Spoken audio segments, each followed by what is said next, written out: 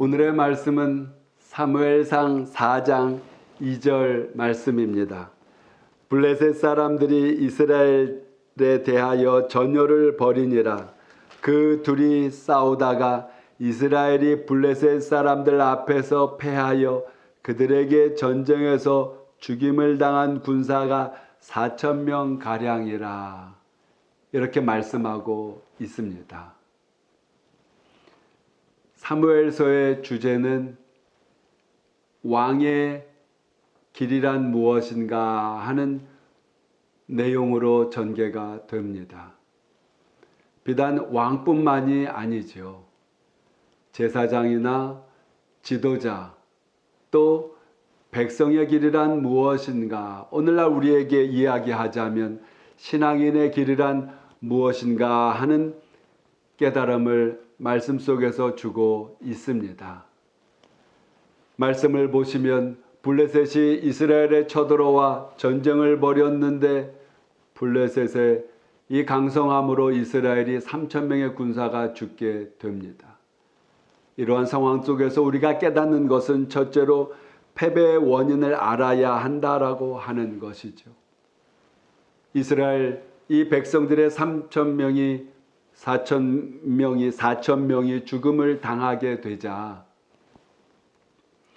이 이스라엘의 백성들과 장로들, 지도자의 사람들은 하나님께 기도하지 아니하고 또 제사장이 있음에도 불구하고 제사장에게 그 원인과 문제를 물어보지 아니하고 자기네들끼리 결정을 합니다. 이 패배의 원인으로 우리가 이 상황을 다시 회복하려면 실로에 있는 하나님의 법궤를 가져와야 되겠다.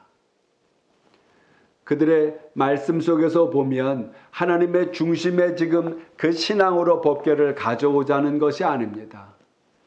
마치 우상처럼 법궤 자체에 무슨 능력이 나오는 것처럼 이스라엘 백성들뿐만이 아닙니다.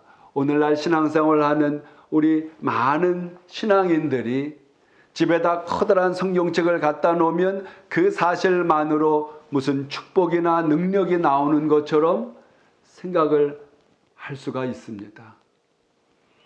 집에다가 큰 액자에 성경 귀절을 커다랗게 써놓고 나면 그 내용과 그 은혜를 통해서 하나님을 의지하며 우리가 살도록 인식하기 위해 거는 것인데 마치 그 활자, 그 성경 귀절 자체에 무슨 능력이 나오는 것처럼 또 혹은 우리가 신앙생활을 해 가는 그 길들 속에 우리는 교회의 집사님이라 권사님, 장로님, 목사님 여러 가지 그 직책만으로 그 자리가 하나님의 보호하심이 있는 것처럼 잘못 생각할 때가 있다라고 하는 것이지. 패배의 원인이 어디 있었습니까? 둘째로 살펴보니 믿어야 될 것을 믿지 않은 결과로 이러한 어려움이 다가왔던 것입니다.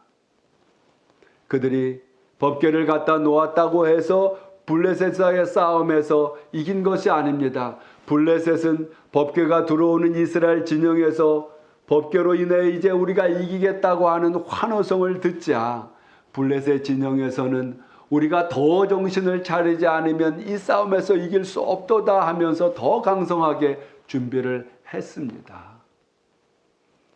우리는 믿어야 될 것을 믿어야 합니다.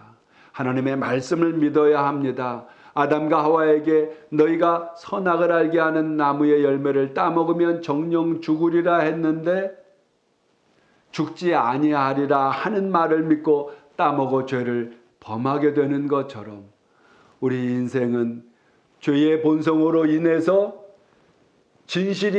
진리가 남고 이기는 것을 알면서도 비진리를 따라가기 일쑤이고 정직하게 말하고 살면 행복할 줄 알면서도 순간적인 유혹들 속에 거짓말이 그만 우리에게서 나와 잘못된 길로 선택해 가기도 하고 성경은 말을 많이 하지 말라고 했는데 말을 많이 하는 것이 여러분 생각에 실수를 할 문제의 소지가 많습니까? 말을 적게 하는 게 실수를 더 많이 하겠습니까? 하나님의 말씀을 믿고 말을 적게 하고 듣기는 속히 하라는 그 진리의 말씀을 따라가는 길이 복된 길이 되지 않겠습니까?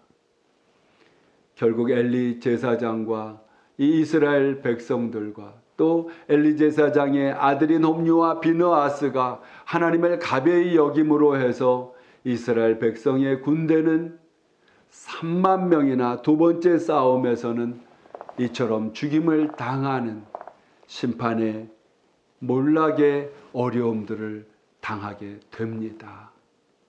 마지막 셋째로 우리는 의지할 것을 의지하고 하나님의 중심을 통해 살아나가야 합니다.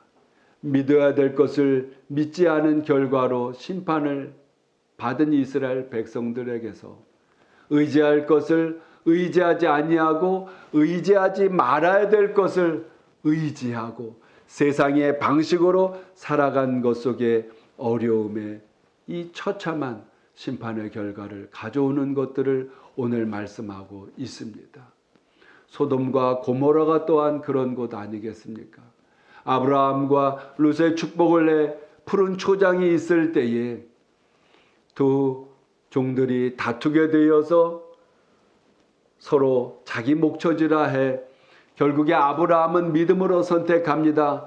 롯에게 네가 동으로 가면 나는 서로 가고 네가 북으로 가면 나는 남으로 가리니 네가 먼저 선택을 하라. 믿음의 선택입니다.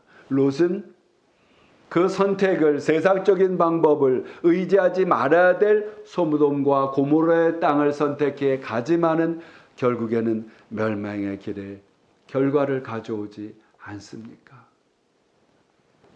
프랑스의 화가 에밀 리노프라고 하는 사람이 돕는 손이라고 하는 그림을 그렸습니다. 돕는 손의 이 명화는 커다란 바다에 자그만 배가 떠 있는 그림인데 그 배는 너무 작아서 두 사람이 겨우 탈 수 있는 배입니다. 할아버지가 노를 젓는 그 손 위에 손녀 같은 그 작은 소녀가 손을 얹어놓고 자기가 열심히 짓는 노를 젓는 이 그림입니다. 오늘날 인생을 비유해 말씀하시는 거지요. 우리가 열심히 해봅니다마는 믿는 우리들의 삶에 우리와 함께 하시며 실질적인 노를 우리 인생의 노를 저어주는 분은 하나님이라는 사실을 우리가 잊지 말아야 합니다.